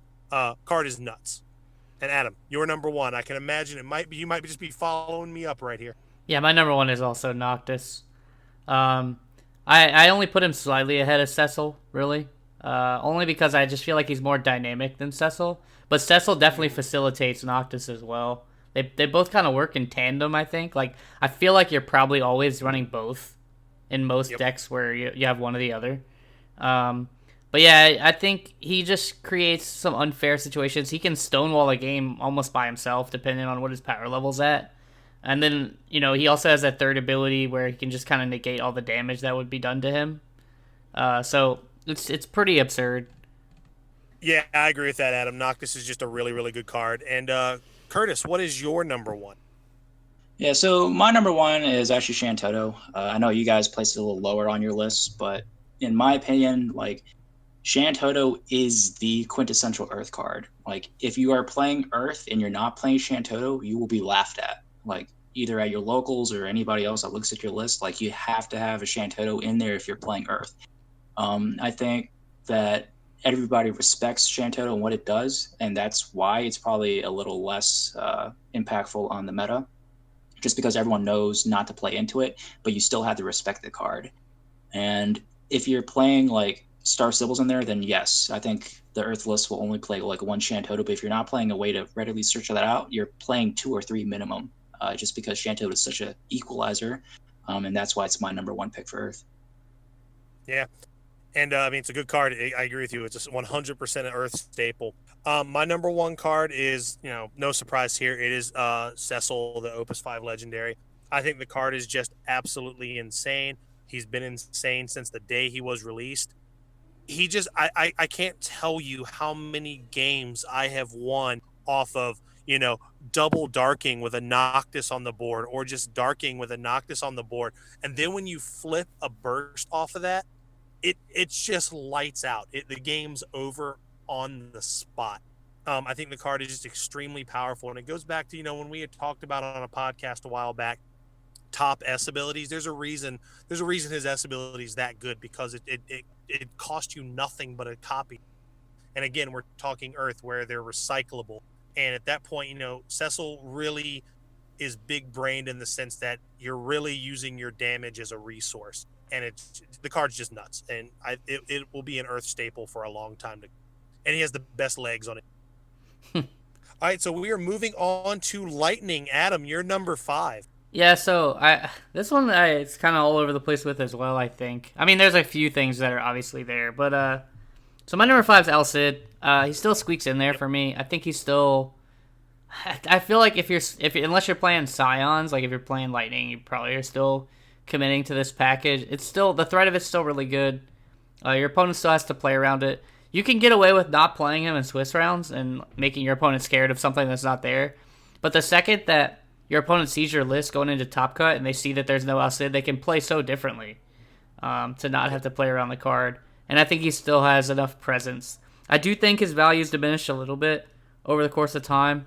And the fact that you do have to kind of put a package dedicated to him kind of hinders it a little bit, but the fact that you're still playing 2 forwards and probably killing something and maybe doing something else is still really good. I agree. Curtis, you're number 5. Yeah, so my number 5 is actually Sakura. I think that card is starting to be almost becoming a staple for Mono Lightning. If you don't kill it and it's like mid-late game, it's going to be a problem for you. Like, it's just going to kill something every single turn. And it's Lightning, so it's really easy to build up to 5. Like, it shouldn't be a problem getting her second effect to go off, and when you do play her, she's still going to deal 8k to something. So she's my pick, and maybe she'll edge up higher as time goes on, but for now, I think she's earned her spot at number 5. Yeah, no, excellent choice. My number 5 is actually Alize, the backup Alize, the 4 CP one, just because it enables an entire archetype. If that card didn't exist, Scions probably wouldn't be the deck that it is. And there's really not much more to say about it beyond that. It enables that archetype. Adam, your number 4. Yeah, so my number 4 is Adea. I feel like, to me, she kind of defines Mono Lightning as archetype, kind of. I do think Sakura is another extremely powerful card, too, that's actually not on my list, but they kind of have similar functions, I think, in that they're removal on a body that kind of threatens more removal. And a day as a burst, Sakura has just the she doesn't need another copy of herself to S or anything like that. But I think the burst is kind of what puts it over the top for me. I mean, Lightning wants to build backups, and building backups and killing something seems pretty okay. No, I agree with Curtis. You're number 4. Yeah, so my number 4 is Alcid. I think he's still very relevant in the meta, and I think he always will be. Playing something for free is always going to be good, and being able to kill high power forwards is always also going to be very important for Lightning, just because, as they are, all the forwards are pretty weak. So you're pretty much not really going to get any value in traditional combat, so you need ways to get rid of their big walls or forwards of that nature. And I think Alcid basically fills that void and is always going to be there, and I don't ever see it really leaving Mono Lightning anytime soon, unless something more busted comes out. Yeah, no, I'm actually going to agree with Curtis here. My number 4 is also Alcid. I just think the card will always be a Lightning staple. It is a card you have to respect. You can get away without playing in Swiss because you have to when you play against Lightning, you have to play a certain way because of the fear of that card. But I feel like if you're not playing it when you get to the elimination rounds, I think you're doing yourself a disservice. So, Adam, you're number 3. Yeah, so this actually might, I don't know if this might catch people off guard. It might not. So my number 3 is Ramu, but maybe not the Ramu you think it is. It's Opus 7 Ramu. Ooh. So I think this actually might be like one of the more annoying cards to hit on burst. Power reduction is always going to be better than damage, just because of how the game works. So you can use this as a combat trick to just swing with like a small forward, then reduce something by 7k. That's almost every time going to win you combat. Then 7k also hits a lot of sweet spot forwards that some other damage effects can have trouble with, like Y'shtola, like Chelinka. It's kind of a sweet spot. And then, man, when this thing flips off the top, it's like the most annoying thing ever. It's think demoralizing. It's like hitting a Fanfret when like you only have one forward and your opponent has 0. Except Ramu can target, which I mean for the most part that's always going to help it. Like it's just and then because it's power reduction, things like Minwoo or whatever are going to have a hard time. Like it doesn't get around that. So I don't know. It's really strong for me, and I actually think it's the stronger of the 2 Ramus right now. And I think you can kind of notice that in lists where this is a 3 of most of the time, and the other one might be 1 or 2. Yeah, no, I can agree with that. Curtis, you're number 3. Yeah, so my number 3 pick's Zemus. I think if you're playing Mono Lightning or any predominantly Lightning deck, Zemus is going to be very important for your game plan. I mean, being able to recycle forwards is always good, and being able to recycle Alcids or Rigdias or pretty much anything in the deck, Ideas, Estinians, I think we get the point there. But for one, Zemus is actually one of the few forwards that Lightning has that's on curve. So if you have Lulu out, it's actually going to be a really big beater. And if you don't kill it before it starts doing its stuff, like you're going to have a really hard time. So Zemus is my 3rd pick. Yeah, I agree with that. Good call. My number 3 pick is actually Sid Previa. And the reason he's on my list is because he's just kind of changed the way Lightning ramps. He's kind of changed the way the backups are done. I mean, you being able to play that thing on turn 1, pitching a searcher, getting that, just like 4 viable searchers. You've got Louis Sois, you've got Duke Goltana, you've got Sid of Clan Gully, and you've got Gromus. Like these are all great cards to play off of that Sid Previa, and being able to do that on like turn 1, then into that backup, then you're searching, and then you're playing a 2. Like you just the way it changes how that deck builds up. Right. So Adam, you're number 2. Yeah. So my number 2 has already been said. It's Alice. I have her this high just because I think Scions are very strong. I don't think they're the best tribal deck in this game, I think. Oh, hands down. And this card facilitates that entire archetype. So if this card didn't exist, Scion, I don't think Scions would remotely be a top tier deck. Like without Alice, I think they're like maybe tier 2.5 at best. Yeah. So yeah, they're like Dragoons without Alice. Yeah, basically, yeah. That's probably a good comparison. But yeah, I mean, I can't really say much more. Like, it's haste tribal, right? Like, that's what Scions are. They're haste tribal, and they're haste tribal because of this card. Pretty much. All right, Curtis, you're number 2. Yeah, so my number two is something that's already been said, but it's actually Opus 7 Remove for me. Mhm. Um, the reason why I think this card is actually really, really good is it's basically take the spot of Odin, and no one plays Odin anymore. It's 7 CP, and experts obviously great. You get to kill anything. But Ramu does that now with the same experts theory, because in real life, almost every deck is going to have forwards that are like rarely going above 8K. And especially hitting this early, like everything dies. And it being power reduction, it's hard to play around, and it gets rid of Y'shtola really easily. Something that the deck itself has problems with, especially with all the damage that the deck relies on. So like remove just being able to be the way to get rid of Y'shtolas, be able to get rid of like any big forward, and just being able to kill almost everything on burst makes that my number two pick. It's a good choice. My number two, and it kind of segues into I think I know what everybody's number one is. My number two is Alba, because the only thing that's better than having an Alua is having pretty much a second one. Especially since we caught wind of how the card actually works, it makes it that much better for me. Alba is just a great pressure piece and a great finisher. Alua comes down, starts slamming early, and just being able to finish up with Alba in the mid game when your opponent has after they swing out, she's such a punish card. I think the card is nuts, just absolutely nuts. Yeah. And that's going to segue into number one. Are we all in agreement here what the best lightning card is? Yeah, I think Yeah, I'd be I think upset. so. I think I'd be more upset if our lightning number one was different than if our wind number one was different. Yeah, no, absolutely. There's nothing that can't be said. Alua has a wall of text. The card's dumb. Curtis, I know she is your favorite card of all time in this game. Yeah, like if you ever want to get me angry in real life, like just play this turn two, but don't play active. Just play it dull. That's what I always Oh do. yeah. Yeah, I always put it in to play duel. Well, at locals, I always put it in to play duel.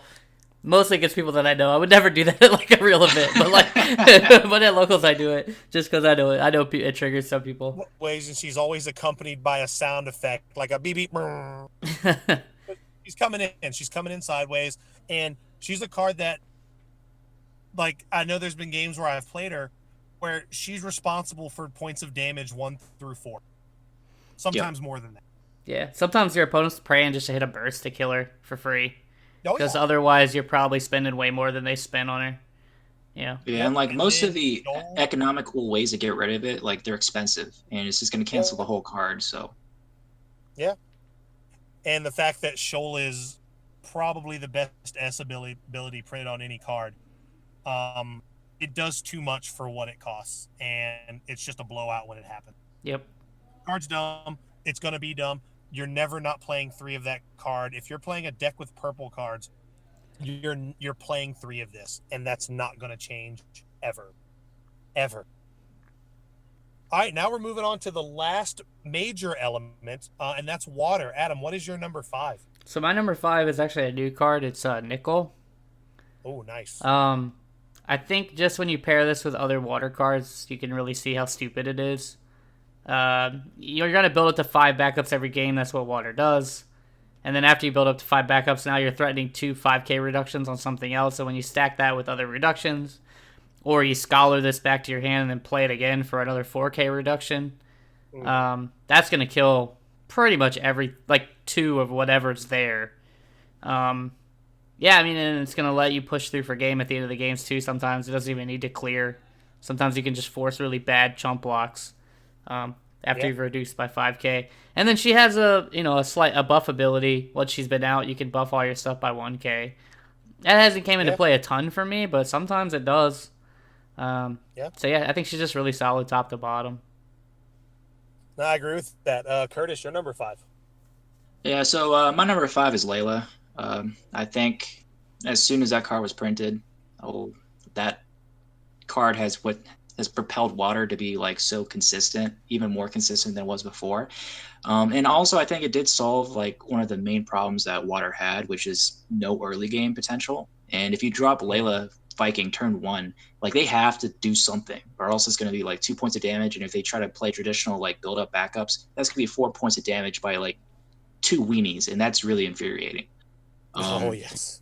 Yeah, and then you're going to be drawing cards afterwards. So like Layla has basically transformed water to be kind of what it is, and like sure it gets swapped out with like Porum sometimes, but like you can't deny how good Layla is within the color of water. Like there's just no question. And sure you might lose out of drawing cards, but I mean like that's just how strong it is. Like you lose the game by drawing too much, and I've never really heard of that before. So Yeah, no, that's fair. I don't think Layla's going anywhere, and if she disappears, it's for a small amount of time.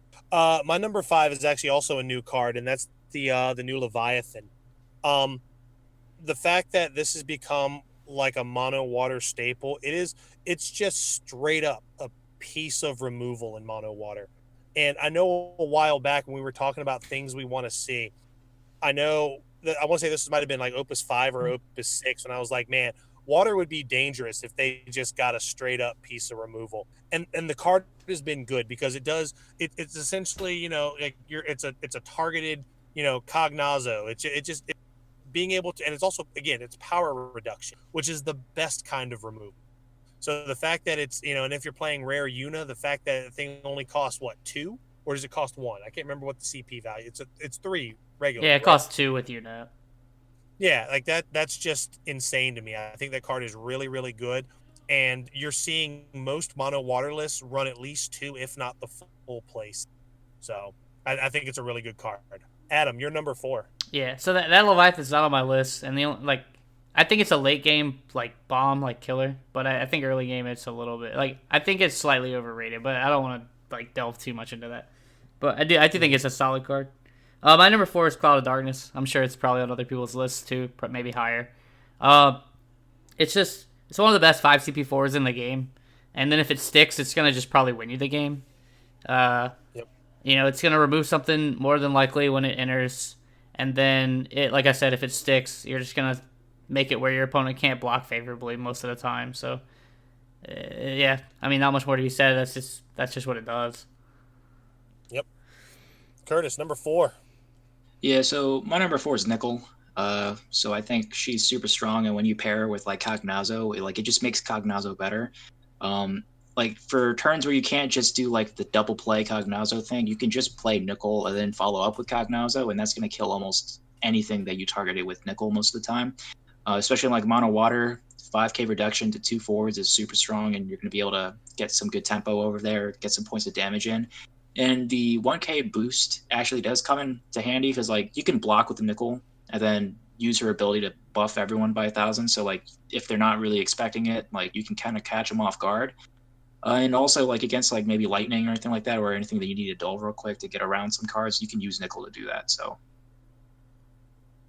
Absolutely. I think Nickel's a fine card. My number 4 is actually Cloud of Darkness as well. I think like Adam hit all the notes on that. Great in conjunction with cards like Layla Viking. Really just punishes your opponent for going wide. And it's a card that once it has the ability to start attacking, you've probably won the game at that point. Again, it's a card that's going to be a staple. It's always going to be a 2 or 3 of in every mono water deck, or water X decks, because it's not any go wide strategy. You can expect a Cloud of Darkness at the top.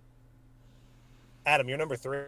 Yeah, so he's been mentioned a couple times. So Cognazo is my number 3. I could probably put him higher, but he's still insanely good. He's still kind of like, he is mono water kind of to me. Yep. He gives you like this kind of like, he can be a decent early game like wall, but for the most part he's gonna combo with Nickel or he's gonna combo with Scholar, and he's gonna wipe your board or a good portion of it in order for your opponent to just swing through for the rest of the game with their little weenies, or whatever they have left on board. And then on top of that, the fact that he has the damage reduction during your opponent's turn can make him a bit annoying. Absolutely. Curtis, you're number 3.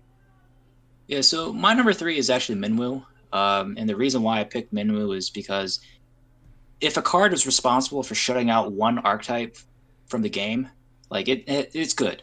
And whenever you think of water, you also think of Minwu as well. So like being able to turn off damage is just super strong, and it being a backup, it makes it really sticky and gives you like a field effect. And it might rotate out of the format a couple times, but when something with a lot of ping damage starts to come in, Minwu comes right back in and basically checks it and starts this whole rotation of how like decks function. And if you're playing against certain matchups, like it just straight up wins the game. If you're playing against Lightning and you drop a mid move, they really have to change their game plan like tremendously in order to deal with it. So I think that mid move, regardless of how often it's played, it's still going to be one of the best water cards in the game. No, absolutely. I agree with that 100%. All right, so my number 3 is actually the Opus 4 Viking. I think that's the card that, I mean, if that card didn't exist, Layla wouldn't be nearly as good as she is. Viking makes other cards better. Like Famfrit, Cloud of Darkness. The fact that it's just this guy comes in just to essentially draw you 2 cards, and the fact that the exit trigger isn't limited to the break zone. It's anytime it leaves the field. So I think this card is just absolutely fantastic, and because Layla exists, this card is better. But this card is the reason Layla is good. They have that dynamic. I would almost feel like I almost want to cheat and put those 2 together, because I feel like if you're playing one, you're 100% playing. So, Adam, your number 2. My number 2 is the rare Una. I think it gives water access to something that probably shouldn't even exist. Summon. I mean, I think they realized their mistake pretty quickly, because you haven't seen like anything like this for any other element. So all the other elements are kind of SOL when it comes to that. But this is like, now they have to be careful with any water summon they print. So now your Famfrits are 2, your Leviathans are 2, your Bismarcks are 1.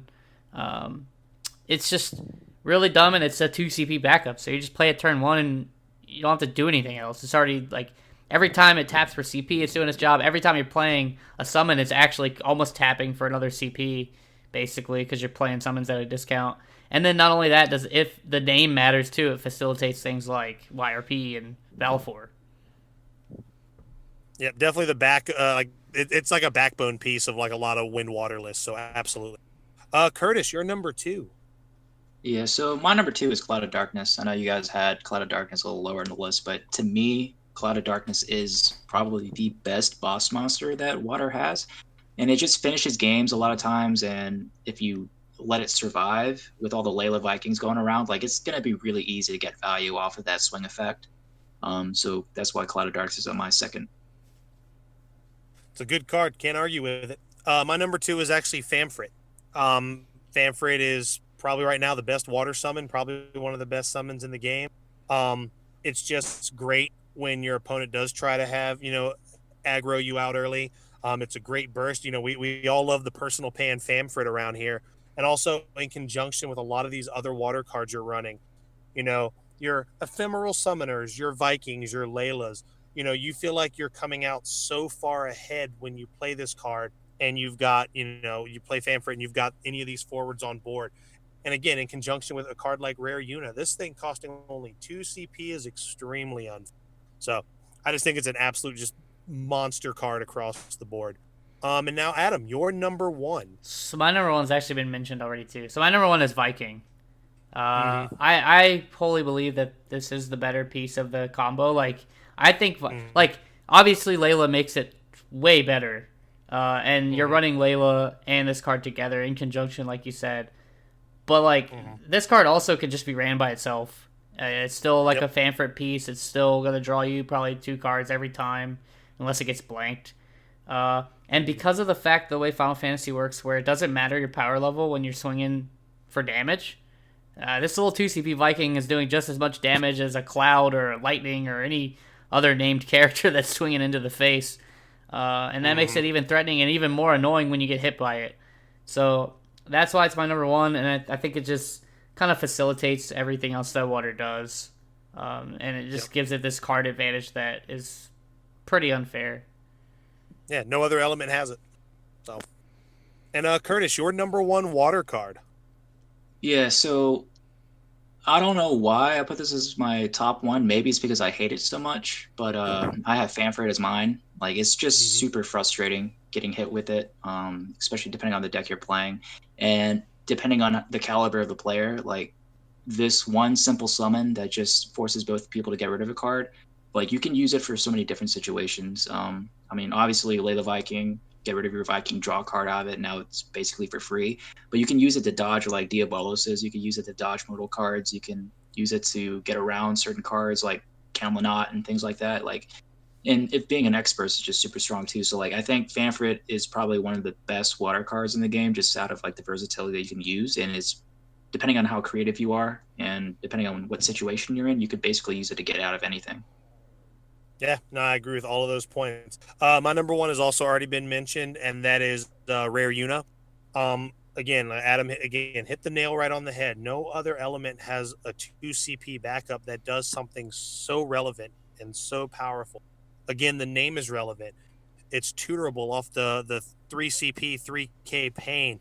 It makes Pain and Riku better. It makes Valifor probably one of the best summons in the game. You know, the fact that Bismarck's cost 1, Famfrit's cost 2. You know, the fact that, you know, all of these pieces that we've mentioned just create this very well-oiled machine. I feel like Yuna is just such a backbone piece in a lot of that if you're playing blue cards, you know, it's hard because like this kind of shuts out a lot of other Yunas that are really good. Like I think the 5 CP Yuna is really good, but the fact that this one just does so much more for the deck you're playing, it's insane. It's an absolutely insane card. And I'm pretty sure either of you could agree that if somebody came out with like an all-time top water card list, if this was number one on the list, I don't think anybody would be upset or could even really have. We wouldn't argue. You know what I mean? Mm-hmm. Yeah, card's nuts. So now we're coming down the home stretch, boys. We've made it. Light and dark cards. We're gonna kind of lump these together just because there's not many. You know, we initially said we were gonna do one each, but I think if we just did one each, I think our answers would be pretty unanimous. So we'll go 2 each and go ahead and just rattle them off back to back. I think well 2 is fine. I think we're all gonna be unanimous, right? Like if we just do 2, it's gonna probably be Veritas and Yuri, right? Yeah, oh, absolutely. Yeah, Veritas and Yuri, I think hands down are the best light and dark cards. But you know, one could also argue for Gaudas, especially after this weekend. Gaudas was a really big part of Nathan Perez's deck. And the card's still pretty unfair, especially when you can get him up to like 10k power. Yeah, I mean Gaudas is still really good. Obviously, Cam is still kind of a big part of Earthwind in order to get their stuff online. It helps that he's searchable. And then I think there's a few. Honestly, right now, light. Yeah. No, go ahead. No, yeah, Light Zidane is what probably you're gonna say. Exactly, Yeah. because a card like Garland exists. And I'm sure Curtis, you know, I know you had Garland on your ice list. Just playing Garland and then following up with a 2 CP Light Zidane to force your opponent to discard, that is ball busting early in the game. Yeah. Not only have you taken away their board resources, you're taking away resources out of there. And I think the only other honorable mention for me out of this is Heroic Light Cloud. I think he saw a boost this set too. Yeah. I think he's still a rung below the top stuff, but I think he's probably right around there with Zidane as far as playability goes. Yeah. Curtis, what do you think? Yeah, I mean, I agree with everything. Light especially. Yuri's obviously the best light forward or light card in the game. Second one would be Zidane, in my opinion, as well. For dark, Veritas is the best one. For the second one, I am torn between Gaudas and Cam, but I would say Cam over Gaudas just because you can search any dark card with Cam. So if you want to play Gaudas, you can get it with Camelot. And just Camelot being able to switch its element every turn and basically create like a shield for you, depending on what you're playing against, I think is super strong. And even though Gaudas does a lot of things, I think Camelot's going to seal the deal for me for being the second best dark card. Yeah, I agree. And, you know, just again, like just topping it off with Yuri. Yuri is the best light card in the game by a mile. Like it's not even close. These other cards are good, but Yuri just does so much. And we could even almost go as far as saying Yuri's the best forward in every element. Yeah, just because. I would agree with that as well. Yeah, it gives them access to stuff that they shouldn't have. To be honest, I think that's really the big thing. I think the only one other thing I want to touch on before we wrap up is like Facilia's kind of fallen off pretty hard. Oh, he like a rock. Yeah. So. Yeah, and that's weird. I just because I think Yuri just brings so much more to the table, and now we're back into a meta where 7K's not really that sweet spot anymore. Your guys need to be big. Well, also the problem is like the decks that want to play Facelia are playing Veritas, and then Riku is everywhere too, which really hinders Facelia. Yeah. And then also I think that Facelia was pretty much best with like mono water. And then now that you have like Nickel, like 5K reduction is much better than just 4K. And then obviously you're gonna play Veritas on the deck. So for the deck that runs Facility the best, like it's not the best option anymore. So that's probably one big reason why it kind of dropped off as well. Yeah. And then when you start talking about Veritas, just to kind of wrap up what you were saying there, Veritas and Mono Water does kind of the same thing that Layla Viking do. The card staves off that early aggression. Your opponent plays a forward to pressure you. You just drop that, and now you have the potential to set them back so far. And then especially playing that, and then like a Famfrit right behind that, all your opponents in so much trouble. Obnoxious. And then the fact that you're seeing mono win lists play it, and then they're playing that and Yuri. So they play the not the Famfrit, they play the Veritas. Then they follow up with a 3 CP Zidane to strip your Veritas. You start playing this game of Veritas chicken, and no dark card has really had that dynamic. So, Veritas is just an insane card, an absolutely insane card. But, with that being said, we definitely, this was a long episode, but it shows that we're all kind of, our heads all kind of in the same place here. Other than a few differences, we've all kind of recognized what cards are really powerful in each element. And, these are cards, if you go to a tournament, you go to a competitive event, these are cards you need to know how to interact with them. You need to know what they're capable of, or you're just not going to have a good day. And maybe we'll revisit this come like the end of Opus 8 going into Opus 9. And I can't wait to see, if these cards stick around beyond that. But guys, any parting thoughts? Not really. I don't want to record twice again. Oh God. Yes. Yeah. I got nothing. You got me stammering. That was brutal. But this was fun. I'm glad we actually got to talk about this stuff. And Curtis, it was a pleasure having you on. I'm sure everybody will be excited to hear your silky smooth voice on SoundCloud again. Oh yeah, I'm sure that they will be ecstatic. And it's always fun doing casts. I mean, it's something I've always enjoyed doing. And I mean, I've always listened to the RV Returners podcast for like ever since it came out. So I mean, like, it's just fun. Like anytime you want me, just call me and I'll hop in. I guess as Michael McDonald once said, Yamo be there. And we're going to sign off on that. All right. See you guys later. Yes, indeed. Later, guys. Hey, everybody. Thanks for listening once again to the RVA Returners podcast. If you like this content and you want to hear more, check us out on YouTube at RVA Returners. And make sure you follow us on SoundCloud and check us out on Google Play and iTunes.